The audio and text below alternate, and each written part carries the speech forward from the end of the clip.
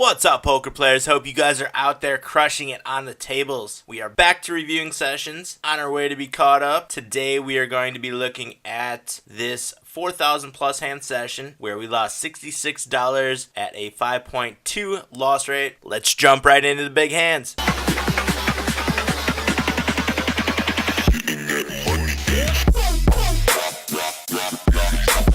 First hand we are taking a look at is at the 200 NL table. We have pocket sevens playing from the button. Folds around to the cutoff, who opens to $4 2x, and we just make a call here in position, and that is pretty much a perfect flop for us. Flopping top set, lazy fish checks, and we are not going to check here. We're going to be putting in a bet with such a low and draw heavy board. We make it 2/3 pot, 6.96 to go, and lazy fish makes a call. The turn is the ace of diamonds. There is now about $25 in the pot, and we are both fairly deep stacked right here. Lazy checks once again, and we continue betting on the turn, make it a little bit less than $16, about 2/3 pot once again, and we do get a call from lazy. The river pairs the board, giving us a full house. We have a full boat, 7s over 3s. We are going to try to extract as much value as we can on the river here. Lazy once again checks, but has called every bet so far. We're obviously going to get folds from all the draws that missed out there, but let's try to cash in on the hands that do have showdown value from our opponent. So we bet $38. I could see a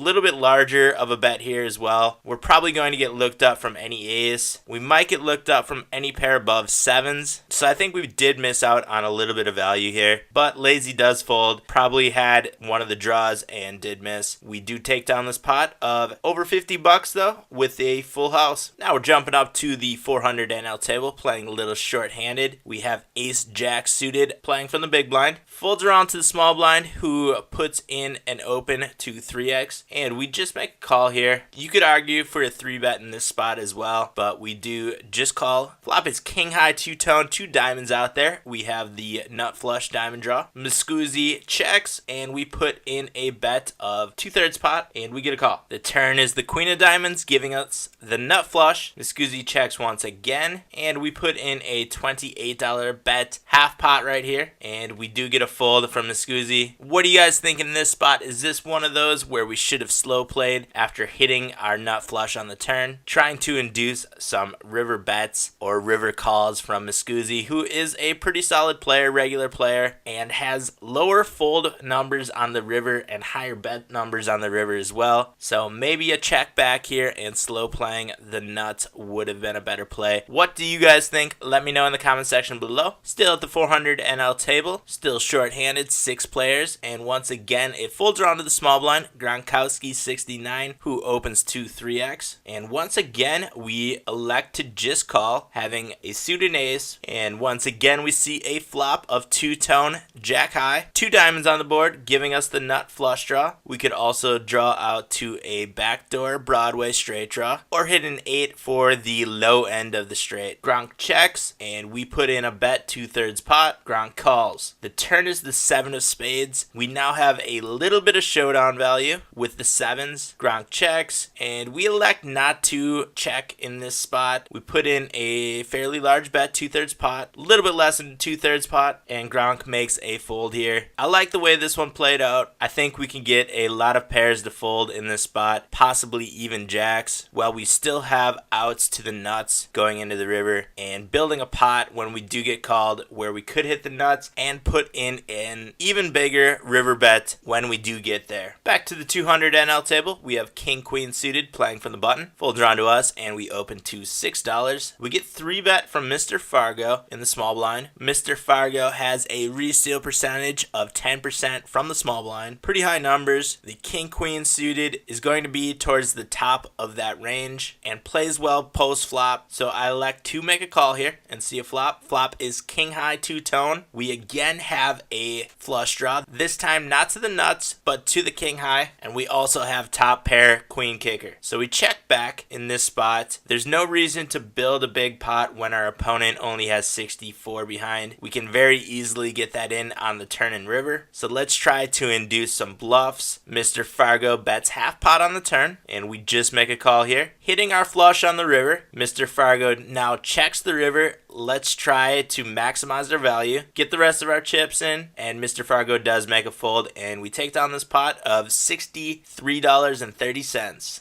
And now we have pocket kings at the 200 NL table. We are playing from the hijack seat. Folds around to us, and we open to $6 3x. We get a call from the cutoff. We get a call from the button, and we see a three-way flop. Flop is 9 high rainbow. Check with the kings. Mad Life Grinder bets half pot. Button folds, and we make a call here with the kings. Turn is the 3 of clubs. Didn't improve any hands, and once again Mad Life Grinder bets half pot. Just making a call here with the kings. The 6 completes some of the straights. We elect to just check once again. The kings is pretty much just showdown value now, and Mad Life Grinder checks back, and we take down this pot with the pair of kings over a pair of jacks, winning an almost $72 pot. And here's a hand at the 100 NL table. We get a limp from under the gun, and we put in a $5 raise here, trying to isolate, but we do get a call from the player to our left, and a 3-bet from the small blind. Under the gun folds, and just taking a look at the small blind, only 638 hands, has a high 3-bet percentage of almost 9%, and is short stacked, only having 50 big blinds at the beginning of this hand. I do like the way that ace king plays against that type of range and against the short stack, so I get the rest of the chips in, and we do get a call. We are up against kings. Unfortunately, we have to hit an ace here to win this hand, or hit running straight cards, or we could possibly split now with a jack or a 6, but it's a 10, and we wind up losing this hand. I am not too upset with the way that we played it though. Pretty much a cooler here. And now we have pocket kings at the 100 NL table, short-handed, only 5 of us being dealt into this pot. Hijack checks, we open to $3, and we get 3-bet by the button, who also has a very high 3-bet percentage of 9.6, only 25% of which is premium hands. Putting in a 4-bet here, make it 24 to go, 3 times the 3-bet, and we do get a call. There is 49.50 in the pot, and only 56.24 left in the effective stack. Flop is 10 high, 2-tone, 2 clubs out there. I check on the flop to try to induce some bluffs from a player who has a very high bet percentage on the flop and does not fail us this time. Puts all but 1 cent in the pot. We come back over the top. We want that extra cent in there, and we get a call. They do have the nut flush draw as well as outs to an ace or running straight cards. The queen gets even closer. The queen gives them even more outs. We are now a 68% favorite going into the river, and the river is a brick, giving us this $162 pot. And now back to the 400 NL table. We have pocket 8s playing from the small blind. All 9 players being dealt into this hand, and it folds around to us. We make it 4x from the small blind against Tasman. 1, 2, 3 looks to be pretty recreational, has high 3-bet percentages, and they do 3-bet. Only a min 3-bet though. Let's see a flop here with the 8s, and the flop is KKK. We do flop a full house. We check on the flop to a player who has high bet percentages throughout the flop, turn, and river, and stays on that trend by betting the flop. 2/3 pot. We make a call here. The turn is a 9. This time Tasman checks on the 9. Not trying to put in another bluff here. Maybe they have a low pair in this spot. Maybe just an ace high. The river is the 5 of spades. Not improving any hands out there. Let's try to get value from the low pairs that could be within Tasman's range, possibly even calling with an ace high depending on how this player is playing. And we do get a call. We don't know what Tasman had, but we do know that we take down this pot of $224 with a full boat kings over 8s. Head down to the video description for links to all the poker products that I use and highly recommend for you guys to all try out. Make sure you guys hit that subscribe button if you have not done that yet. Turn on your notifications if you are subscribed. Give this video a thumbs up if you learned something today and like the content I'm putting out there. Looking forward to those comments and questions down below in the comments section, and I will be back soon with a new video, but until then, I'll see you guys out on the virtual felt.